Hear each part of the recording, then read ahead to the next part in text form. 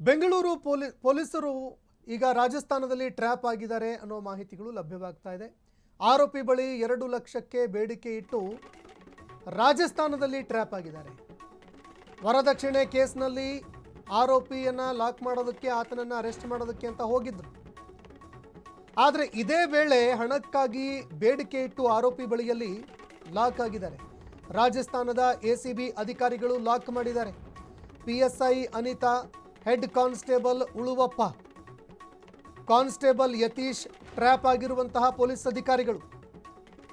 ಕಳೆದ ಶುಕ್ರವಾರ ಆರೋಪಿಯನ್ನ ಬಂಧನ ಮಾಡೋದಕ್ಕೆ ಪೊಲೀಸರು ತೆರಳಿದ್ರು. ಸದ್ಯ ಪೊಲೀಸರನ್ನ ಅರೆಸ್ಟ್ ಮಾಡಿ ಇದೀಗ ಎಸಿಬಿ ಅಧಿಕಾರಿಗಳು ತನಿಖೆ ಮಾಡ್ತಾ ಇದ್ದಾರೆ. ಎಂತಹ ಒಂದು ದುರಾದೃಷ್ಟರಿ, ಎಂತಹ ಒಂದು ನಗೆಪಾಟಲಿಗೆ ಈಡಾಗುವಂತಹ ಘಟನೆ ಇದು. ಆರೋಪಿಯನ್ನ ವಿಚಾರಣೆ ಮಾಡಬೇಕಾಗಿತ್ತು, ಅರೆಸ್ಟ್ ಮಾಡಬೇಕಾಗಿತ್ತು. ಅದಕ್ಕಂತ ರಾಜಸ್ಥಾನಕ್ಕೆ ತೆರಳಿದ್ರು.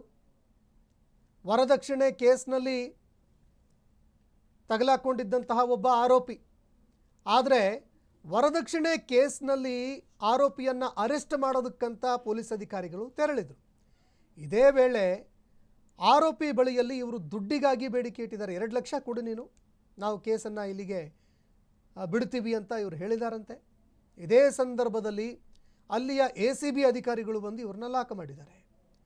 ಇದೀಗ ಇದೇ ಪೊಲೀಸ್ ಅಧಿಕಾರಿಗಳು ಏನು ವರದಕ್ಷಿಣೆ ಆರೋಪಿಯನ್ನು ಅರೆಸ್ಟ್ ಮಾಡೋದಕ್ಕೆ ಹೋಗಿದ್ರು, ಇವರೇ ಅರೆಸ್ಟ್ ಆಗಿ ಈಗ ತನಿಖೆಯನ್ನು ಎದುರಿಸುವಂತಹ ಒಂದು ಪರಿಸ್ಥಿತಿ ಎದುರಾಗಿದೆ.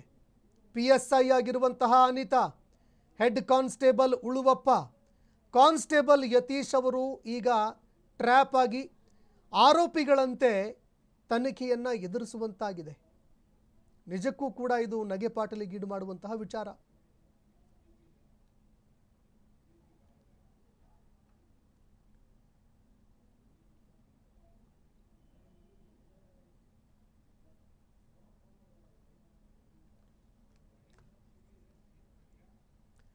ಬೀದಿ ನಾಯಿ